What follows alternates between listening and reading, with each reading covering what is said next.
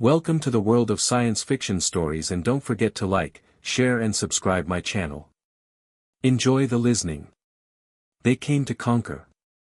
Now 1,000 alien ships orbit Earth as prisoners. First contact fallacy. High Commander Vexus stood on the command bridge of the Eternal Dominion, his scaled fingers tracing the holographic display of the small blue planet. The Draconian Empire had conquered 17 star systems in the last decade alone, each falling with minimal resistance. This next target, designated Sol 3 by his scouts, appeared particularly underwhelming. Status report, Vexus demanded, his voice a low rumble that resonated through the bridge. Science Officer Krell approached, her emerald scales shimmering under the ambient light. The species calls itself human, Commander. Carbon-based, average lifespan of approximately 80 planetary cycles. Technologically, they've barely achieved rudimentary spaceflight, limited to their own solar system. Most of their planet remains divided into competing nation-states. Vexus's lips curled into what passed for a smile among his species. Primitive as expected. He turned to the tactical display, where 20 warships, the pride of the Draconian fleet, hung in formation around his flagship. Each vessel carried enough firepower to level a continent. For a fractured world like Earth, it was overkill, but the Empire had standards to maintain. New worlds needed to understand the futility of resistance from the moment the Draconians arrived. Prepare the translation matrices, Vexus ordered. We will broadcast the standard surrender protocols. Once we enter orbit, I want this wrapped up by the end of the cycle. Admiral Thrax, his most trusted officer, stepped forward. Sir, preliminary scans indicate unusual energy readings from the planet. Perhaps we should conduct more thorough, Vexus interrupted, dismissing the concern with a wave of his clawed hand. Unnecessary. Look at their communications traffic, they are still using radio waves. They haven't even developed basic quantum entanglement for instantaneous communication. Thrax bowed slightly. As you wish, Commander. The journey to Earth took mere hours with the fleet's gravity-fold drives. As they approached the blue planet, Vexus felt a familiar sense of anticipation. There was always something satisfying about that moment when a species first witnessed the awesome might of the Draconian Empire emerging from hyperspace, that brief window of terror before the inevitable surrender. Drop out of fold space on my mark, Vexus commanded. Standard intimidation formation, let them see our full strength immediately. The fleet tore through the fabric of space, emerging like a constellation of metallic stars above Earth's northern hemisphere. The Eternal Dominion led the arrangement, its 15-kilometer hull dwarfing anything humans had ever constructed. Sir, Communications Officer X called out. We're detecting increased communications traffic from the planet, they've noticed our arrival. Excellent, Vexus replied. Begin broadcast of the Imperial surrender demands, all frequencies, all languages.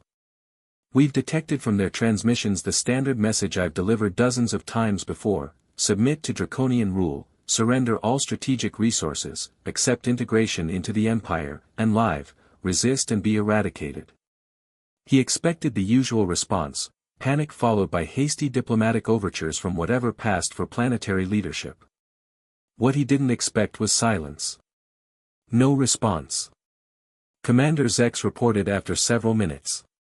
Vexus narrowed his vertical pupils. Scan for military mobilization. Tactical Officer Vex confirmed, detecting increased activity at military installations, but no launches, no weapons targeting us. Their primitive missile systems couldn't reach us anyway. Perhaps they don't understand the message, suggested Krell. Send it again, Vexus ordered. Add visual components this time.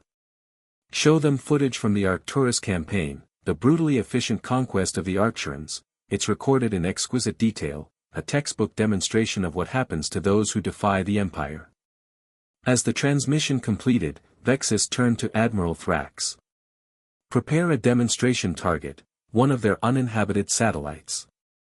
Their moon should suffice. A single destroyer's plasma cannon should crack it nicely. Before Thrax could relay the order, Tactical Officer Vex called out in alarm. Commander, energy spike detected, massive surge across the planetary surface. The bridge view screen flickered, showing a web of blue energy suddenly emanating from various points on Earth's surface. The energy streams coalesced, forming an intricate lattice that expanded outward. What is this? Vexus demanded. Some kind of planetary defense system? Impossible, Krell insisted. Our intelligence indicates they have nothing remotely. Her words died as the energy web reached the fleet. Vexus felt the eternal dominion shudder beneath his feet. Warning signals blared across every console on the bridge, drive systems failing, gravity stabilizers offline, weapon systems not responding. Similar reports flooded in from across the fleet. 20 of the most advanced warships in the galaxy suddenly rendered impotent by whatever energy field the humans had deployed. Full diagnostic, Vexus roared. Reroute emergency power, get our systems back online. But the more his crew worked, the clearer it became, they were trapped. The mysterious energy field had completely neutralized their technology. They could maintain life support and internal gravity, but propulsion, weapons, and fold space drives were completely disabled. Sir, Zex called out in an unnaturally high voice, we're receiving a transmission from the planet. Put it through, Vexus growled. The main view screen shifted to show a human female. She appeared entirely unremarkable to Vexus, small, soft-skinned, with none of the natural armor or imposing features that mark truly evolved species, yet there was something in her eyes that gave even the High Commander pause. Greetings, vessels of the Draconian Empire, she said, her voice translated by the ship systems. I am Dr. Alina Reyes, representing the United Earth Defense Council.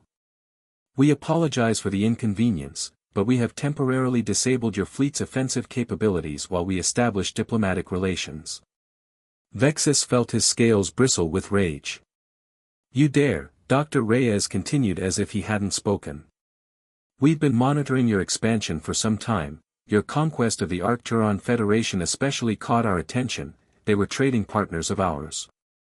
This revelation hit Vexus like a physical blow. The humans had interstellar relations. Impossible. The energy field currently immobilizing your fleet is a non-destructive containment measure, she explained. Your life support systems remain fully functional as do your communications. We have no desire for conflict, but we will not permit threats against our world. Vexus struggled to process this information. These primitive humans possess technology that could neutralize an entire draconian battle fleet without firing a shot.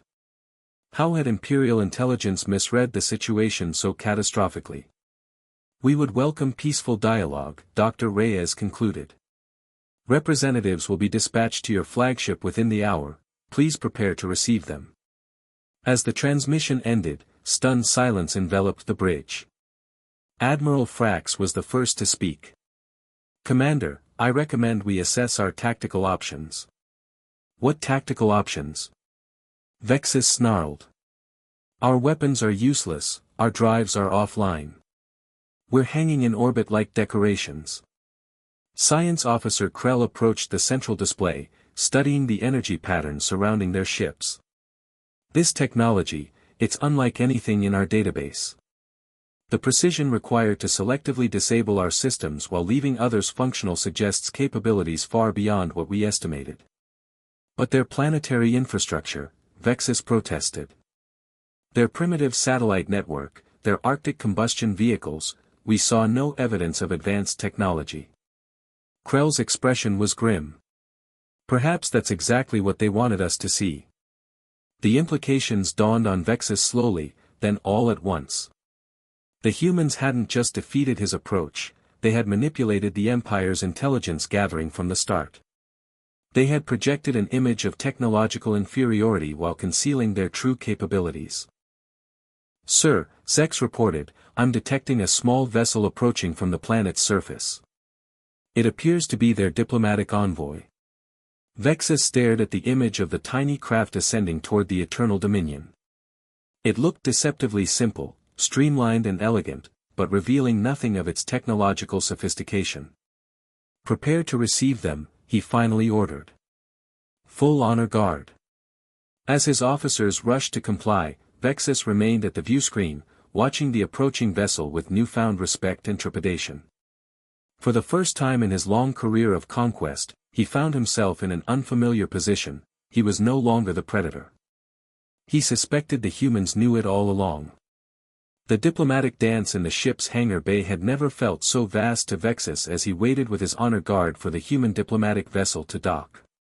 The human craft settled onto the deck with surprising grace, no exhaust, no visible propulsion system, just a silent descent that defied draconian understanding of physics. Its hull bore no weapons ports or defense systems that their sensors could detect, yet Vexus had no doubt it could defend itself if necessary. When the vessel's entry ramp extended, only 3 humans emerged. Dr. Elena Reyes led the group, flanked by a tall male in some kind of military uniform and another female whose attire suggested a technical specialist. They wore no environmental suits, no visible protection, just simple clothing that offered no defense against draconian claws or teeth. Their confidence was either supreme arrogance or justified security. High Commander Vexus, Dr. Reyes greeted him with a slight nod. Thank you for receiving us. May I introduce General Thomas Chen of the United Earth Defense Forces and Dr. Amara Okafor, our Chief Technical Liaison. Vexus returned the gesture stiffly. You have us at a disadvantage. Dr. Reyes regarded him with an unusual calm. That is a temporary situation, I assure you, one that can be resolved through dialogue rather than conflict. He led them to the ship's diplomatic chamber, a seldom-used room designed to overwhelm lesser species with draconian grandeur. The irony wasn't lost on him that he now felt like the one being assessed. Let's dispense with pretense, Vexus said once they were seated. Your world was categorized as pre-interstellar, technologically primitive, yet you possess defensive capabilities that neutralize my entire fleet. Explain. Dr. Reyes smiled slightly. Earth has maintained what we call a technological smoke screen for the past 70 years. We learned early that broadcasting our capabilities might attract unwanted attention. The Zeta Reticuli incident. Dr. Okafor added, our first contact with a hostile extraterrestrial force taught us caution. General Chen leaned forward. We've observed 17 species achieve interstellar travel in our cosmic neighborhood. 8 have been conquerors. The Draconian Empire is merely the most recent expansionist power to discover Earth. Impossible, Vexus hissed. Our intelligence saw exactly what we wanted you to see, Dr. Reyes interjected gently. Our satellites were decoys, our combustion vehicles cultural preferences, not technological limitations, our divided nations a political choice, not a failure to unify. Vexus felt his worldview crumbling. The Empire had conquered countless worlds by exploiting divisions between nations, by overwhelming primitive defenses with superior technology. If Earth had been concealing its true capabilities, how many other worlds might be doing the same? The containment field currently restricting your fleet, Dr. Okafor explained, is a non-destructive application of technology we developed over 40 years ago. We call it the Faraday web. It selectively interferes with specific energy signatures while allowing others to function normally. Admiral Thrax, who had remained silent until now, spoke up. If you possess such technology, why remain isolated? Why not join the galactic community? Dr. Reyes exchanged glances with her colleagues. We haven't remained isolated, Admiral, we've simply been selective about our contacts. The Arcturans, as I mentioned, the Proxima Centauri Coalition, the Sirius Concordat, all maintain relations with Earth without broadcasting our technological parity. You've been hiding in plain sight, Vexus realized. We prefer the term strategic obscurity, General Chen said with a hint of a smile. It served us well. Vexus felt a growing respect for these humans, mixed with the bitter taste of having so badly miscalculated. So what happens now? You've neutralized my fleet, do you demand our surrender or our destruction? Dr. Reyes seemed genuinely surprised by the question. Neither, Commander. That's not our way. She touched a small device on her wrist and a holographic display appeared between them, showing Earth and the surrounding space. We propose an alternative, she continued, a mutual defense pact between Earth and the Draconian Empire, non-aggression, trade agreements, cultural exchange. Vexus couldn't hide his shock. You would ally with us after we came to conquer your world? We prefer to focus on future possibilities rather than past intentions, Dr. Reyes replied. Your empire has strengths we find valuable, and we believe we have technologies and approaches that would benefit your people as well. General Chen added, your empire excels at military organization, resource extraction, and territorial management. Earth excels at innovation, cultural adaptation, and defensive technologies. Combined, we would be formidable. The proposal was unprecedented in the history of the Draconian Empire. Worlds either submitted to conquest or faced annihilation.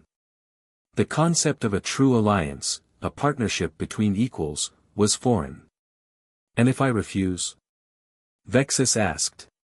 Then, once our discussions conclude, we'll escort your fleet to the edge of our solar system, disable the containment field, and allow you to depart, Dr. Reyes said simply, with the understanding that any return with hostile intent would be unwelcome.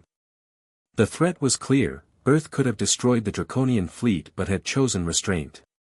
That alone gave Vexus pause. I would need to consult with the Imperial Senate, he said finally. Of course, Dr. Reyes nodded. In the meantime, we extend an invitation. You and your senior officers would be welcome to visit Earth as our guests. Perhaps seeing our world firsthand would help inform your recommendation to your government. The offer surprised Vexus. Allowing potential enemies planet-side access was either foolish or a display of supreme confidence. I accept, he decided, on behalf of myself and my command staff. Over the next 3 days, Vexus and his officers were given a carefully orchestrated tour of Earth. They witnessed sprawling cities with architecture that blended seamlessly with natural environments. They observed transportation systems that operated on principles completely foreign to Draconian science. They visited research facilities where humans were developing technologies that made even the Empire's most advanced systems seem crude by comparison. Most striking to Vexus was not the technology but the diversity. Unlike the rigid hierarchy of Draconian society, humans embraced differences in appearance, in thought, in approach. What he had initially perceived as weakness, their divisions, their individualism, he now recognized as a source of strength. They innovated faster, adapted better, and approached problems from angles Draconians would never consider. On the final evening, Dr. Reyes hosted a reception at a facility called the Nexus, Earth's central coordination point for extraterrestrial relations. There, Vexus was shocked to encounter representatives from a dozen species, including several the Empire had categorized as primitive or isolationist. You've created an alliance, he realized, speaking quietly to Dr. Reyes as they observed the gathering. All these worlds, they're part of your network. She nodded. The Stellar Cooperative, not an Empire commander, a true cooperative. Each world maintains its sovereignty while contributing to mutual defense and scientific advancement. And you want the Draconian Empire to join this cooperative? The concept still felt alien to him. Yes, we believe every species has something valuable to contribute, she replied, even those who initially approached their conquerors as Vexus had. As Vexus prepared to return to his ship, he found himself deeply conflicted. Everything he had been taught about the natural order, about the right of the strong to dominate the weak, had been called into question. These humans, with their baffling blend of technological prowess and diplomatic restraint, had accomplished something no species had before. They had given the High Commander of the Draconian fleet something to think about. Back aboard the Eternal Dominion, Vexus composed his report to the Imperial Senate. The traditional options, conquest or withdrawal, no longer seemed adequate. Instead, he found himself advocating for a third path, alliance. The humans had demonstrated that true strength came not just from military might but from adaptability, innovation, and cooperation. The Empire had expanded through force for generations, but perhaps its next evolution required a different approach. As the human diplomatic vessel departed, Vexus watched it disappear into Earth's atmosphere. Soon after, the containment field surrounding his fleet began to dissipate. Their systems came back online gradually, first life support, then navigation, and finally weapons and propulsion. The humans had kept their word, the fleet was free to depart. "Your orders, Commander?" Admiral Thrax asked. Vexus considered the blue planet below them. For the first time in his career, he had encountered a species that had outmaneuvered the Empire, not through superior firepower but through foresight, restraint, and a completely different understanding of power. Set course for Imperial Center, he decided. "I need to address the Senate personally." As the fleet prepared to depart, Vexus received one final transmission from Earth, a simple message from Dr. Reyes. "The stars have room for all of us, Commander. We look forward to your return under more favorable circumstances." The Draconian fleet that had arrived as conquerors departed as something else entirely, emissaries of a potential future where even ancient enemies might find common ground among the stars.